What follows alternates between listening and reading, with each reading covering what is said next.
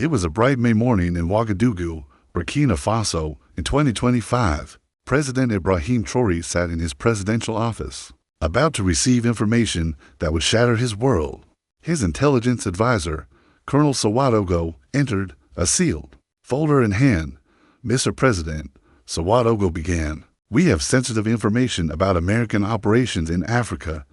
Ibrahim opened the documents, his expression instantly changing.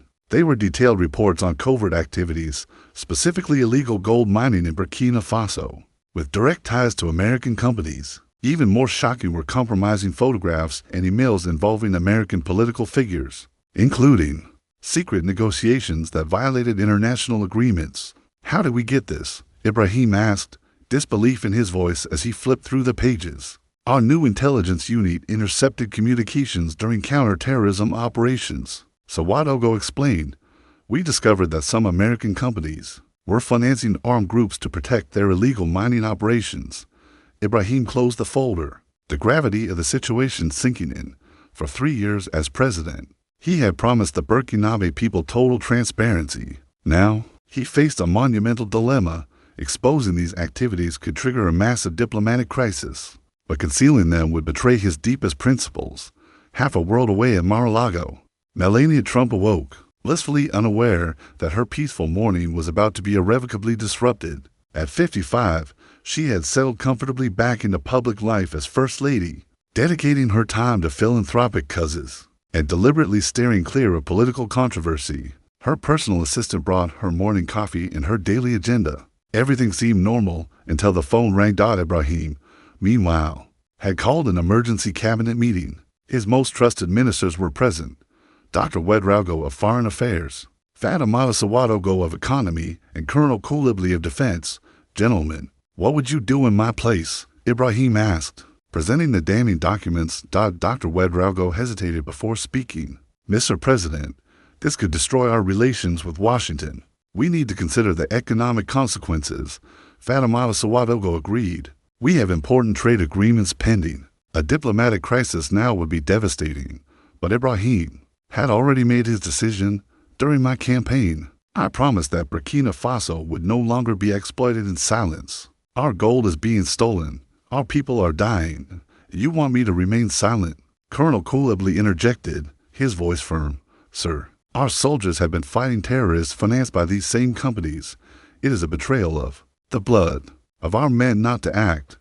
Ibrahim picked up the phone and called Yakuba Ouagadougou, his communications director.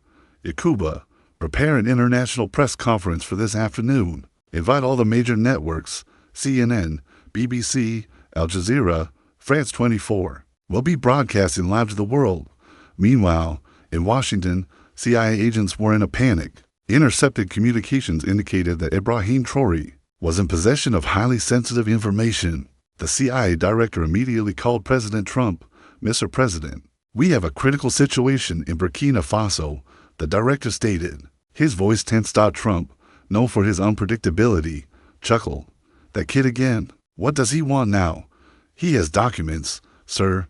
Documents that could compromise several operations." "Then you better get this done quickly," Trump replied, hanging up. In Ouagadougou, Ibrahim meticulously reviewed each document, knowing there was no turning back. At 2 p.m. Ouagadougou time, the presidential palace was swarming with journalists from around the globe. CNN's Sarah Johnson, the BBC's James Mitchell, and dozens of other correspondents readied their cameras. The tension was palpable. This is CNN's Sarah Johnson in Ouagadougou, where President Ibrahim Traoré is about to give a press conference that promises to shake up international relations. Johnson reported live. In Washington, government officials watched nervously. Melania Trump was in her White House office when her aide rushed in. "Mrs. Trump, you need to see this now." Ibrahim strode into the press room with a firm stance, carrying a black briefcase. "Ladies and gentlemen of the international press, today, I will reveal information that the Burkinabe people and the entire world deserve to know." He opened the briefcase and pulled out photographs. Over the past 5 years, American companies have illegally extracted more than 200 tons of gold from Burkinabe territory without paying taxes or royalties.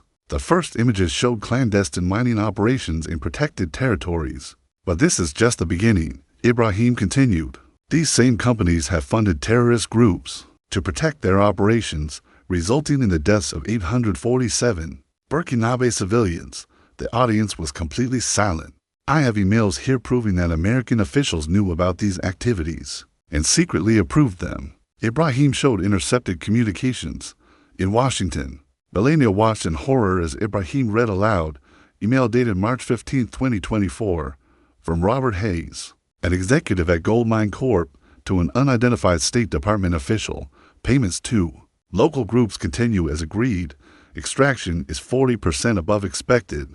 Social media instantly exploded. Hashtag MelaniaGate trended worldwide within minutes. Ibrahim wasn't done. But there's more, much more. He paused dramatically before continuing.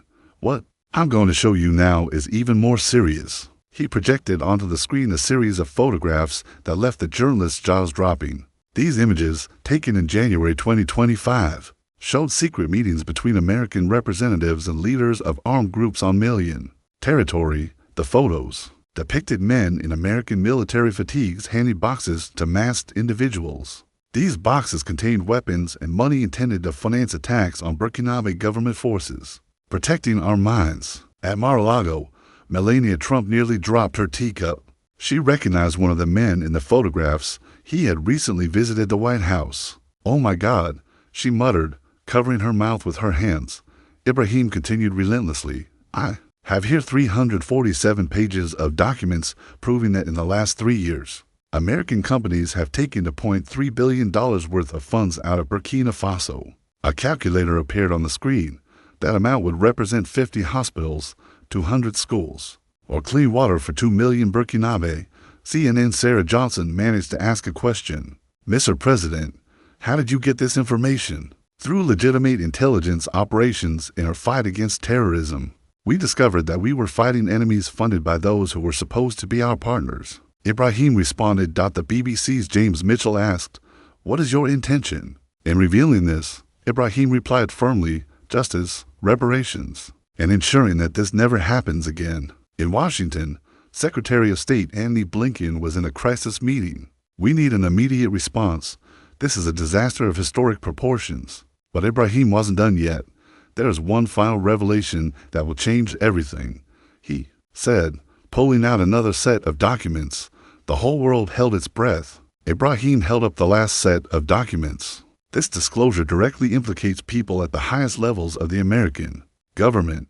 Melania Trump, watching live from her office, felt her blood run cold. "I have communications here that show knowledge and approval of these operations by senior American officials, including people very close to the presidency." He showed encrypted emails. Communication dated February 8, 2025. "Bina operation continues. As planned. Projected Q to profits exceed expectations. Maintaining strict confidentiality for obvious reasons." The camera panned to a screen where an email appeared, signed with the initials Mount, matching exactly Melania Trump. Melania was livid. She had never sent such an email, had never been involved in mining operations. It was clearly a setup, but how could she prove it? Her assistant rushed into the office. "Mrs. Trump, the phones are ringing off the hook. The press wants statements." "It's not true," Melania whispered, still in shock. I have nothing to do with this," Ibrahim continued. "These documents suggest that illegally extracted funds from Burkina Faso have funded American political campaigns and the personal projects of influential figures." Social media exploded with conspiracy theories. Hashtag MelaniaGate joined hashtag BurkinaGate as a global trend. CNN interrupted its regular programming for special coverage. People across America stopped to watch the revelations. Donald Trump was in a meeting when he was told about the allegations against his wife. "This is ridiculous," he exploded. "Melania doesn't even know where Burkina Faso is on a map." But the damage was done. Ibrahim had planted seeds of doubt that would quickly grow. "I demand that the American authorities fully investigate these allegations," Ibrahim declared. "The Burkinabe people deserve justice, and the American people deserve the truth." Melania knew her life had changed forever in those few minutes. As a respected First Lady, she now faced devastating allegations that threatened to destroy her reputation. 2 hours after Ibrahim's press conference, the White House was in chaos. Journalists crowded the gates, shouting questions about the accusations against Melania Trump. The White House spokesman, pressed by dozens of reporters, tried to control the situation. The First Lady categorically denies any involvement in the activities mentioned by the Burkina president, he asserted. In her private office, Melania was devastated. Her lawyers arrived within the hour. Reviewing the documents Ibrahim had shown, "Madam, these emails are clearly forgeries," said her lead attorney, David Morrison. "The dates do not match. The email address is not official. You have irrefutable alibis for all the dates mentioned." But Melania knew that in the age of social media, truth often mattered less than perception. On Twitter, #MELANIA exposed already had 2.3 million mentions. Conspiracy theories were spreading like wildfire. Donald Trump walked into Melania's office, visibly upset. "This Burkina boy has crossed all the lines," he fumed. "I will destroy his career." "No," Melania replied firmly. "This will only make things worse. We need to prove my innocence, not attack him." In Ouagadougou, Ibrahim was in a meeting with his staff, monitoring the global reaction. "Mr. President," Yakuba said, "the press conference has already been viewed more than 50 million times. It is the most watched political event in African history." Dr. Ouedraogo expressed concern. "Mr. President, perhaps we have gone too far. Accusing the American First Lady without absolute proof could have serious consequences." Ibrahim considered this. Part of him knew that the documents about Melania were suspect. They had appeared conveniently, but after years of watching his country being exploited, he was determined to send a clear message. "Our investigations are ongoing," Ibrahim said. "If we find that the information about Mrs. Trump is false, we will make a public retraction." Meanwhile, FBI investigators were already analyzing the documents presented by Ibrahim, trying to verify their authenticity. 3 days after the revelations, the FBI had set up a special task force to investigate the allegations. The pressure on Melania was intense. She could not leave the White House without being mobbed by reporters. "Mrs. Trump, is it true that you profited from Burkina gold?" reporters shouted in her office. Melania worked with her lawyers to prove her innocence. "We have your complete schedule for all the dates mentioned," David Morrison stated. "You were at public events, official meetings. There is no way you could have been involved in these operations." Meanwhile, federal investigators discovered something interesting. The servers from which Melania's emails were supposedly coming had been hacked 2 weeks before Ibrahim's press conference. Special Agent Jennifer Hayes reported to the FBI director. "That suggests someone planted these documents." In Burkina Faso, Ibrahim was also investigating. His intelligence director, Colonel Sawadogo, brought back disturbing information. "Mr. President, we have discovered that some of the documents on Mrs. Trump may have been fabricated." Ibrahim stood up abruptly. "What? By whom?"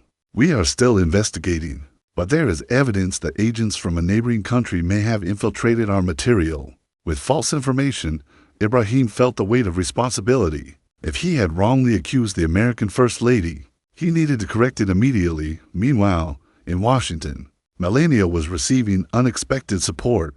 Several previous First Ladies, including Michelle Obama and Hillary Clinton, had made public statements defending her. "Regardless of political differences, we know the character of Melania Trump," Michelle Obama said. "These accusations are inconsistent with the woman we know." Even French President Emmanuel Macron spoke out.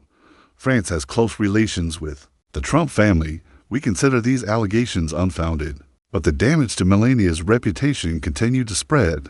Her charities lost donors, events were canceled, and her approval rating plummeted to 23%. On a rainy morning in May, Ibrahim made a decision that would change everything again. Ibrahim Traoré called another international press conference, this time with a completely different tone.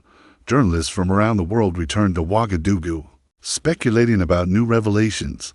"Does he have more evidence against Melania?" asked CNN's Sarah Johnson. At 3 p.m., Ibrahim walked into the same room where he had made the devastating accusations. His face showed a mix of determination and regret. "Ladies and gentlemen of the press, I have called you together today on a matter of utmost importance, the truth."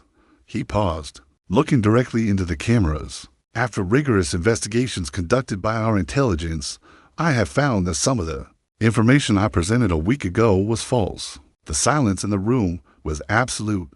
In Washington, Melania Trump watched live, holding her breath. Specifically, Ibrahim continued, the documents suggesting that the American First Lady, Melania Trump, was involved in illegal mining operations, were fabricated and inserted into our material by outside agents. Melania closed her eyes, feeling immense relief. I want to be absolutely clear, Ms. Melania Trump is completely innocent of the allegations I have made. She was the victim of a sophisticated disinformation operation. Ibrahim then provided evidence of the fabrication.